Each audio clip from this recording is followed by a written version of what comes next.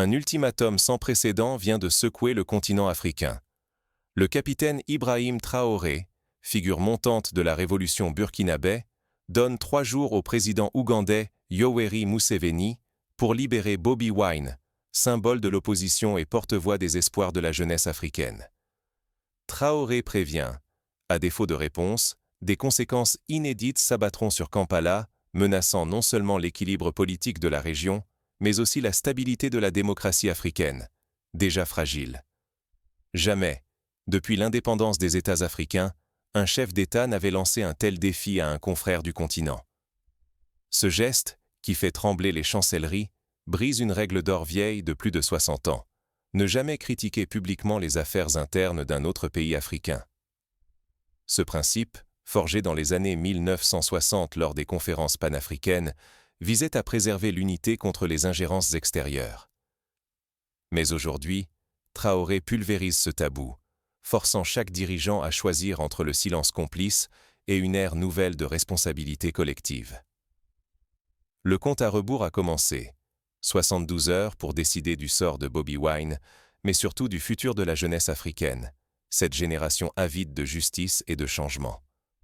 Plus qu'un simple bras de fer, l'enjeu touche à la crédibilité même du panafricanisme, à la capacité de l'Afrique à se gouverner selon ses propres principes de justice et de solidarité.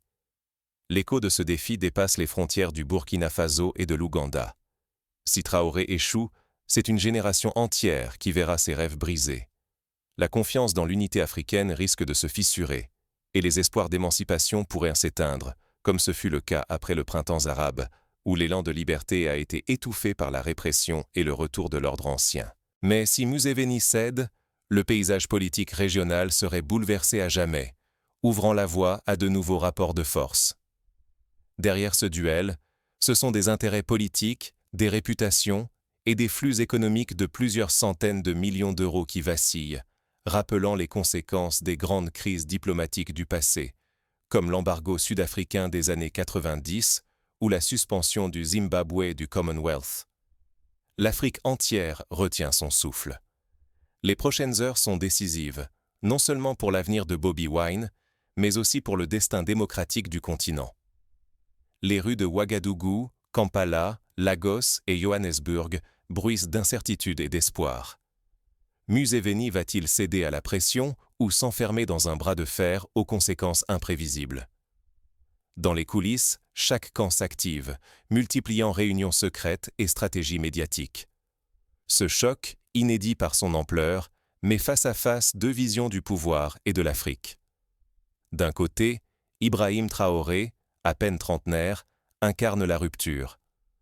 Depuis son arrivée au pouvoir en septembre 2022, il a électrisé la jeunesse burkinabé, chassé les forces étrangères et réaffirmé la souveraineté de son pays. Son ascension rappelle celle de Thomas Sankara, qui dans les années 80 avait déjà voulu réveiller une Afrique indépendante et solidaire. Traoré reprend ce flambeau, mais va plus loin en s'attaquant frontalement à ses pairs. Face à lui, Yoweri Museveni, président de l'Ouganda depuis 1986, incarne la stabilité ou l'immobilisme, selon ses détracteurs. Sa longévité au pouvoir rappelle celle de Robert Mugabe au Zimbabwe ou de Paul Biya au Cameroun. Museveni est devenu le symbole d'un ordre ancien, où la continuité prime sur le renouvellement, au prix parfois de la répression. Ce contraste nourrit la tension générationnelle, visible sur tout le continent. Au centre du bras de fer, Bobi Wine. Ancienne star de la musique, il s'est imposé comme le porte-étendard de la résistance démocratique. Comme Nelson Mandela en son temps, ou plus récemment Étienne Tshisekedi en République démocratique du Congo, Bobi Wine prouve que la voix d'un seul homme, appuyée par le soutien populaire, peut remettre en cause des régimes solidement installés. Ses chansons, criant la soif de liberté, résonnent de Kampala à Dakar, inspirant les militants de Kinshasa, Nairobi ou Abidjan. L'ultimatum lancé par Traoré n'est donc pas une simple querelle de chefs. Il bouleverse les équilibres régionaux, oblige les autres dirigeants à sortir de leurs réserves. À l'image de la crise gambienne de 2016, où la CEDEAO avait menacé d'intervenir pour contraindre Yahya Jammeh à quitter le pouvoir, l'Afrique est de nouveau face à ces contradictions. Défendre la souveraineté nationale ou exiger le respect des droits fondamentaux. Mais l'enjeu va au-delà de la libération d'un opposant. Il s'agit de légitimité, celle d'un leader révolutionnaire face à un pouvoir enraciné, mais aussi de la capacité de la jeunesse à imposer ses propres valeurs, sa vision de la liberté et de la démocratie. Ce duel engage la réputation des dirigeants, leur pouvoir, et met en jeu des centaines de millions d'euros sur le plan économique et diplomatique, comme lors de la crise ivoirienne de 2010. Ce choc n'est pas une simple querelle passagère. Il pourrait bien marquer le début d'une ère nouvelle, où la solidarité panafricaine se conjugue avec la responsabilité collective. Désormais, les rêves de millions de jeunes n'attendent plus patiemment leur tour. L'histoire retiendra peut-être ce moment comme le point de bascule, à l'image de la chute de Blaise Compaoré en 2014, qui avait surpris jusqu'aux analystes les plus aguerris. Mais comment cette confrontation a-t-elle éclaté? Le déclic fut l'arrestation de Bobi Wine lors d'un rassemblement pacifique, événement filmé puis diffusé massivement sur les réseaux sociaux. La vidéo, où l'on voit Wine traîner hors de scène, a provoqué l'indignation bien au-delà de l'Ouganda. Dans la foulée, Traoré convoque une conférence de presse à Ouagadougou, déclare que le temps du silence est révolu et lance son ultimatum, sous le regard incrédule des diplomates. Jamais un chef d'État africain n'avait bousculé les codes avec une telle audace. S'inspirant des méthodes d'annonce directe popularisées par des leaders comme Jerry Rawlings au Ghana, Traoré s'adresse à Museveni sans détour, exigeant la libération de Bobi Wine. La règle sacrée de la non-ingérence, héritée des indépendances, vole en éclats sous les yeux du monde entier. Traoré ne se contente pas de dénoncer. Il accuse clairement la vieille garde d'avoir trahi les idéaux de l'Afrique. Nous ne resterons plus spectateurs alors que nos héros sont écrasés ou jetés derrière les barreaux, martèle-t-il, sa voix se répercutant dans toutes les capitales. L'onde de choc dépasse le Burkina Faso ou l'Ouganda. En quelques heures, des hashtags comme « Libérez Bobi Wine » inondent Twitter, Facebook, Instagram. Des milliers de jeunes, inspirés par la mobilisation digitale lors du mouvement Ni Enzars au Nigeria, rejoignent la campagne. Des pétitions circulent, demandant aux institutions africaines de réagir, rappelant le rôle des réseaux sociaux dans la révolution tunisienne de 2010. Mais la riposte de Kampala ne tarde pas. L'Ouganda rejette toute ingérence et affirme, dans un communiqué cinglant, que la souveraineté ne se négocie pas. Le ministère des Affaires étrangères ougandais convoque l'ambassadeur du Burkina Faso, rappelant les tensions qui avaient opposé l'Éthiopie et l'Érythrée dans les années 90. Dans les universités, sur les réseaux et parmi les stratèges, le débat s'enflamme. Certains saluent l'audace de Traoré, d'autres s'inquiètent. Le Burkina Faso, déjà fragilisé par l'insécurité, peut-il risquer une crise diplomatique avec un allié aussi influent? Des économistes rappellent que l'Ouganda est un acteur majeur du marché régional et que des sanctions pourraient avoir des conséquences sur les échanges de denrées, comme le maïs, le café et le coton. Le risque est colossal. Si l'initiative échoue, la fracture générationnelle pourrait s'élargir, opposant jeunes et anciens, progressistes et conservateurs. Comme lors des printemps arabes, où les aspirations d'une jeunesse connectée se sont heurtées à la répression, l'Afrique risque de voir le rêve panafricain se transformer en nouvelle ligne de faille. Pourtant, une question cruciale persiste. Jusqu'où Traoré est-il prêt à aller? Son avertissement restera-t-il un simple coup d'éclat, comme ceux lancés par des leaders du passé, ou s'engagera-t-il dans une escalade aux conséquences historiques? Certains rappellent la crise diplomatique entre le Sénégal et la Gambie en 2016, où la pression régionale avait fini par l'emporter sur la résistance d'un dirigeant isolé. Dans l'ombre, les chancelleries s'agitent. L'Union africaine, habituellement prudente, convoque une réunion d'urgence. Des diplomates européens et américains appellent à la retenue, craignant que la crise ne déstabilise la région, déjà fragilisée par la crise soudanaise et les tensions au Sahel. 3 chemins s'ouvrent désormais, chacun porteur d'espoir et de péril. Première option, Museveni recule et libère Bobi Wine, tentant de sauver la face tout en évitant l'isolement. Deuxième scénario, le bras de fer s'enlise, divisant le continent entre partisans du changement et défenseurs du statu quo. Troisième possibilité, la plus redoutée, Un incident imprévu déclenche une crise incontrôlable, à l'image de la chute inattendue de Mobutu en 1997. Traoré ne joue plus solo. Il fédère une coalition de jeunes leaders africains, nouant des alliances inédites avec le Mali, la Guinée, le Niger et d'autres pays où la jeunesse réclame la fin des dynasties présidentielles. Ensemble, ils menacent d'isoler l'Ouganda, proposant la suspension de Kampala de l'Union africaine et la fermeture des frontières économiques. Ce scénario rappelle la pression collective exercée sur la Côte d'Ivoire en 2010, qui avait poussé Laurent Gbagbo à céder le pouvoir. Les conséquences économiques sont immédiates. Le commerce régional, estimé à plusieurs centaines de millions d'euros par an, est menacé. Les compagnies aériennes envisagent de suspendre leurs vols, les banques africaines revoient leurs investissements, tandis que les marchés agricoles anticipent une chute des exportations. Le spectre de la crise ivoirienne, qui avait vu la CEDEAO imposer un embargo, plane sur la région. La jeunesse devient l'arbitre du conflit. Des campagnes virales inondent les réseaux sociaux, des manifestations éclatent dans les grandes villes, rappelant les mobilisations du mouvement Y en a marre au Sénégal ou du ballet citoyen au Burkina Faso.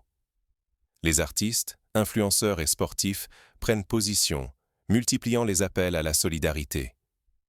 Le mot-clé « Libérer Bobi Wine » devient le point de ralliement d'une génération qui refuse désormais la résignation.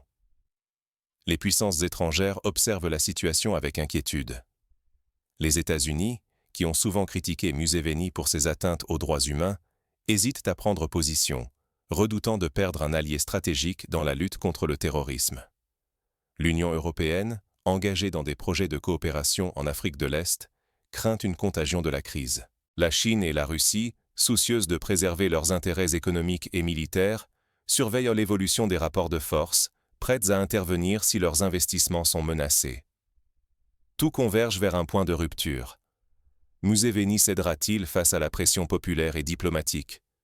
Ou choisira-t-il la confrontation, quitte à isoler l'Ouganda du reste du continent? Dans les rues de Kampala, la tension est palpable. Des rumeurs de grève générale circulent, des leaders religieux appellent à la paix, mais la peur d'une répression sanglante reste présente dans tous les esprits. Ce qui se joue ici dépasse largement le sort de Bobi Wine. C'est le modèle même du pouvoir africain qui vacille. L'ultimatum de Traoré, en brisant le silence, ouvre la voie à une redéfinition des règles diplomatiques. Désormais, la solidarité panafricaine ne se limite plus au discours, mais s'incarne dans l'action concrète, comme lors du soutien de l'Afrique australe à la lutte contre l'apartheid. L'exemple de Bobi Wine, symbole de résilience, rappelle que l'histoire de l'Afrique est jalonnée de figures qui, par leur courage, ont changé le cours des événements. Patrice Lumumba, Thomas Sankara, Nelson Mandela. Tous ont été persécutés, mais leur combat a fini par réveiller les consciences. Bobi Wine s'inscrit dans cette lignée, démontrant que la résistance pacifique, appuyée par la mobilisation populaire, peut fissurer les régimes les plus solides.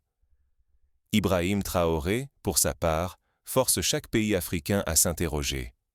La souveraineté, est-ce protéger son peuple ou préserver les privilèges des élites?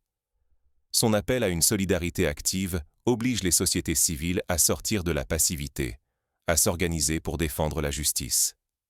Les réseaux sociaux, véritables caisses de résonance, offrent à la jeunesse un outil inédit pour coordonner leurs actions, comme lors du mouvement Adin Fees Must Fall en Afrique du Sud. Mais transformer l'indignation en institution juste demande plus qu'un élan de colère. Il faut inventer de nouveaux modes d'organisation politique, créer des plateformes inclusives où chaque voix compte. La jeunesse africaine, soutenue par la diaspora, doit faire preuve de maturité stratégique.